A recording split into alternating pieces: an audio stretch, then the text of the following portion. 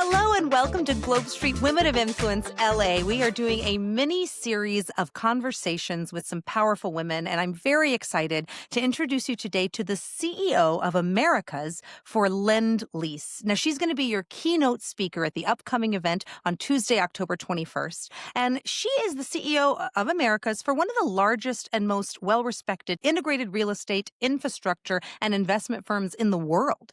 For example, she's working right now on Habitat, which is a 3.5-acre transit-oriented mixed-use development in Culver City that encompasses 454,000 square feet across mixed-use, residential, creative office, and retail product.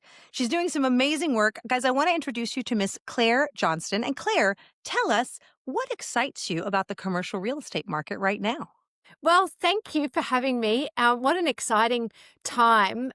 Times of challenge and times of change, which of course we're in now, are equally as exciting as times of like exponential growth. And so what excites me the most about commercial real estate in the age that we're in is the opportunity to reimagine how people experience the built environment and to create spaces where they genuinely want to live, work, and thrive.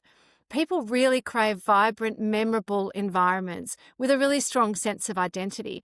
And properties that prioritize placemaking enjoy better community engagement and are more attractive to tenants and investors. We see this and we know it time and time again. For example, as you mentioned, Habitat is our project we're really proud of in Culver City, where we're developing a true destination in the heart of the LA Metro. It's right next to a metro station and it's connected to the Expo Lane bikeway. It's going to offer office tenants, residents, and visitors transit options to Santa Monica, downtown Los Angeles, West Hollywood, the beach, the airport, and everywhere else you need to go in the city. It's a techtainment firm targeted audience, and the office building features large floor plates, flow-focused design and indoor and outdoor connectivity that allows everybody to take advantage of exterior terraces. What's really cool about that project is that we draw inspiration from the nearby Baldwin Hills area. The building has rounded corners and setbacks, and the exteriors and interiors feature natural palettes and curved detailing and all this sort of really beautiful yet very LA sort of design. In New York, we also are doing a great project in Brooklyn on the Greenpoint waterfront there. That again is a design that will integrate seamlessly into the adjacent and really thriving and growing community. There's a whole bunch of neighbourhood-orientated retail space, about 13,000 square feet, a new public waterfront esplanade. It's got direct access to the India Street Pier, which is a ferry sort of terminal straight into Manhattan and is served by the East River Ferry. In Chicago, we're also really excited about the work we do in placemaking, available green space that we design into those developments, switchback paths and other things. So placemaking, the ability to shape and create environments is important.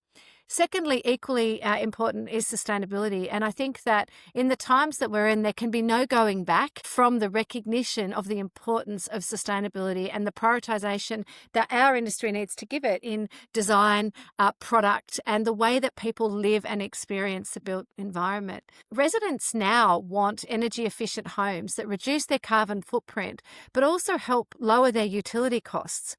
And in the office sector, tenants are increasingly looking for properties with strong ESG fundamentals, and it's been shown to enhance long-term asset performance over and over again. Habitat that we talked about is all electric design. It has integrated solar array, net zero construction operation. The Rivery, an all electric development and it's also going to be New York's largest geothermal residential building when it's completed early next year. That system is going to reduce the property's annual carbon emissions from heating and cooling by 53% compared with typical residential systems. We've also used some low-carbon concrete. We use that as a standard feature of all our development projects now. In New York, 33% of reduction in embodied carbon, and in Chicago, about 60% of the carbon is substituted by ash and slag. So really great outcomes there. And then probably what I'm most excited about is reimagining the real estate that sits within cities. And I think across the country, but also really around the world, we've got this mismatch between the real estate that we have and the real estate that we need. And so cities everywhere around the world are grappling with underutilized office space on the one hand and acute housing shortages on the other. And so the opportunity for our industry lies in reinventing existing infrastructure, transforming what's already built to serve a new purpose. Office and residential conversions are just one avenue, but they kind of exemplify the innovation that we need to bring to move quickly and efficiently if we want to deliver solutions at scale and speed. We need to rethink our approach to reuse across urban cores all around the world, really.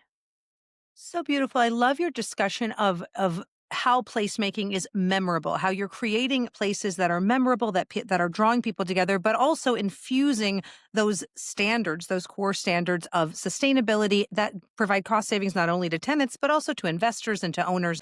Now, you touched on a little bit on the future of cities, because you're talking about how as LendLease is investing and creating and developing in Brooklyn, in Chicago, in Culver City, you are building these places that are really reshaping. I heard you talk about techtainment, different types of tenants. I want to ask, as you're preparing for this keynote, which is happening next week for GlobeSt Women of Influence in LA, what's your vision specifically for how women can help to shape new urban placemaking or to shape this differently? Well, of course, women play a fundamental role. We're 51% of the population, or 50, or at least half of the population. And we are a force for energy and change and diversity and bringing new ideas to the table. A great example is LendLease. We've announced a revised business strategy last year, and it could have been a moment of like personal and business sort of difficulty and challenge as we were moving into a stressful resetting of our environment and our landscape in the US. But what that became for me personally and for our organisation was a catalyst for cooperation. The number of women in our industry who stepped forward personally to offer support, but professionally to lend their ideas to what we can do and should do as we go through this change real estate example, it was like profound and unprompted. All these women around me showed up and brought energy, perspective, practical ideas that helped me as a leader navigate our organisation through this change really efficiently. And women from all parts of the sector, architects, financiers, M&A, design, developers. And it was such an amazing and unprecedented example for me of how women in corporate real estate not only adapt to disruption, but turn it into momentum. And it really fueled me and my ability to keep going and manage our organisation through this change that we've just been through. And, I think generally, so that was one example, but more generally, we have more women in real estate now than ever. And as women take more and more leadership roles, we're seeing a broad range of ideas around what makes cities successful, not just in terms of design, but in terms of how projects serve diverse users and adapt over time. That variety of perspective is what pushes urban environments to evolve in meaningful ways and be places for everybody. I think we always talk about mentorship, and we talk about mentorship playing a critical role, and I think that continues to be valid. And women tend to support each other organically, particularly in a field like ours where representation at the executive level still remains lower than we'd like it to be. But mentorship shouldn't happen in silos, and it implies normally a subordinate relationship, but what I think we're exploring more and more is that mentorship is peer-to-peer in the first example that I gave you. And I think we also know that men play a really significant role in developing and championing female talent. And I've had the benefit of that from many city shapers over my career. And I look to myself and others in our industry to provide that for other women.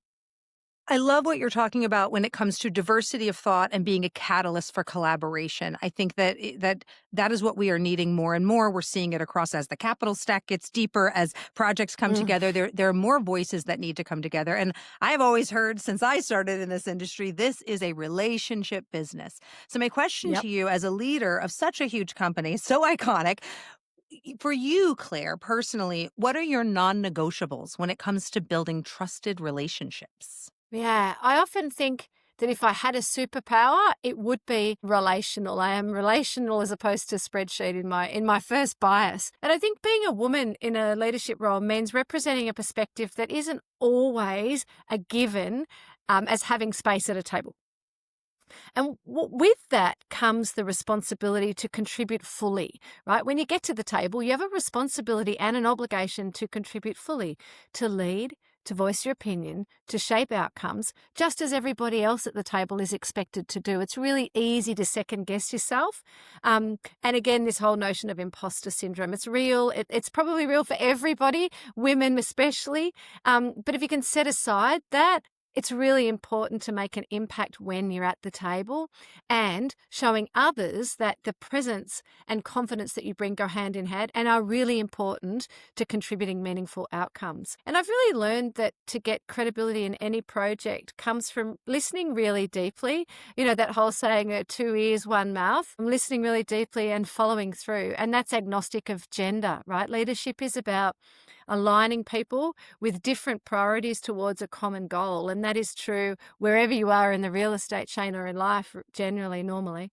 For me, the non-negotiables around all of that are integrity, resilience, and follow through. This is a hard business, right? It's and the way you show up is important, but the way that you overcome challenges, which are inevitable, cyclical, often, they come. And so delivering on what you say you're going to do is essential. It builds trust and sets the tone for the entire team that you're working with. And I think also it's really important to acknowledge that everybody in a real estate ecosystem has a role to play. Whether you're the graduate who's come in or the CEO, everybody's got a perspective, and those perspectives are all valid and should go into the melting pot of crafting solutions. So I try and get perspectives from everywhere. Also, I try and stay grounded and authentic, and maybe try and create an environment where accountability feels shared, and when you follow through, it encourages others to do the same. Nobody turns up and says, I want to have a bad day at work, right? Nobody turns up and says, I want to try and craft something that's disingenuous. Everybody turns up because they want to bring their skills and capabilities into a really meaningful outcome, and I genuinely believe that. So the more we can get real around what we're doing, I think the better we are. Oh, the more we can get real around what we're doing, the better we are. That's a brilliant, brilliant quote. You are a staple at this company, at LendLease. You've been there for 25 plus years. You've held many different hats and many roles. And I really liked what you said about our responsibility to contribute. When we get there, we have this responsibility.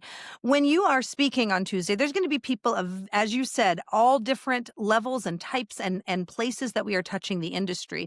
Could you look back in your career and tell us, was there a moment in your career where you started to realize, hey, my voice really matters? And help us understand, what was that moment like for you? Yeah, and it's probably when I came back to America in 2015. It's my second stint in the US. I was in Hawaii for 6 years in the early 2000s and had the opportunity to come back in 2015. And I just had my second daughter. She was 3 months old. And I was, pondering life and deciding I'd wanted to be a stay-at-home mum, which was like flawed. Anybody who knows me knows that's not my jam. But I just had my second child, and I was offered a promotion at LendLease, and the promotion involved moving to the US. And you're sort of thinking to yourself, it's hard enough to do it. I already had a 4-year-old. How am I going to do this? What would that mean? It's a lot to consider, right? It was actually a promotion position, moving my family to a new country, like a 4-year-old, a 3-month-old. Oh my gosh, this was sort of crazy. And I started to get in my own head about why I couldn't do it and what my parameters would be in order to be successful.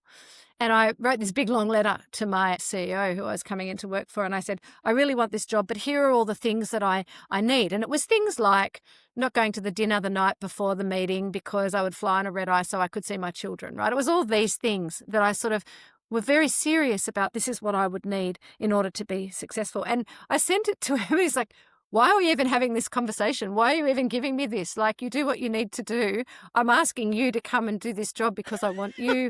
And why are we even having this conversation? So I spent a lot of time thinking about things that I need not have worried about. And then we're in New York and we're under a lot of pressure to do a particular deal. It was very intense. We had 6 or 7 legal points that we haven't resolved. And the expectation was that we'd all sit there and work nonstop until everything was done. And it was the first time I remember my voice saying, no, I won't be doing that. I have a baby, I have a family, everybody else has things they need to be at. We'll pause for now. we'll pick it up on Monday. And it was sort of scary to say those things, to voice those things. But I did draw a line and everyone said, oh, of course, yes, no problem. And so that to me was one of those moments of when I get there, how can I be successful? And then to own the voice of what is important to people. So it sort of perhaps sounds like a silly example, but it was really meaningful to me. And it was like really significantly into my career by the time I'd had that sort of brave moment, I suppose. It's the opposite of silly is one of the deepest examples you can give, because that is where life and business intersect. This is what we're doing. And I really love what I'm enamored with the way that you were so open. Again, I like that you are so authentic, because a lot of people, I think women, men, all of us, we get in our own head about things. And it sounds like you were able to. Actually, one of my favorite things that you said was, let's pause and do this on Monday. There's a huge power in that. There's a huge power even from the negotiating table. When you look at that, the ability to say no. So I think it's just such an important lens. Oh, I'm excited about your keynote. I'm so excited. People are going to learn so much. All right. This is our last question, Ms. Claire, because you've given us such a teaser and it's such a good one. So my last question is, as you're preparing for that keynote, which again, for all who are listening, is happening at LA Live Tuesday, October 21. It's a half-day event. There's some delicious brunch that's included, but really you get to network with and coordinate with some amazing, amazing women, including Claire Johnston. And Claire, I want to know, as you're preparing for this keynote, what's the message that you are most hoping that the women and people in attendance walk away from? And how do you embody that message in your work? Well, I'm excited to meet all these other people who are going to be amazing. And so that's exciting for me. And I think that the message that I would bring is, for women, it is essential that we bring the perspectives to the industry's evolution, right? Where we're at now and the cycle that we're in, we're not going to get what the future looks like by doing the same things we've always done, right? We need to not conform to old systems. We need to help reshape them. Look at the what if, look at the possibilities, look at the how can we, what are the things that we can do? And real estate's exciting and it's ever changing, and that's a constant. It's full of unexpected challenges and opportunities, but it's a really great chance to create something tangible and lasting. And there's a space for everybody and everyone's brains. And so women are just so resilient and fantastic and creative and come up with, the what ifs, and then let's make the what ifs real. And so I think everyone's plays an essential role. Women particularly need to lift and stretch into what a new innovative world is going to look like. Oh, it's exciting. And I'm happy to know that a new innovative world is going to have Habitat. It's going to have your project in Brooklyn. It's going to have a lot of LendLease. I'm excited about that. Yeah, everybody, Tuesday, October 21, LA Live. I'm coming to see my fellow Californians from Northern California. Can't wait to be there. And it's going to be a really exciting and stimulating day. So come on down.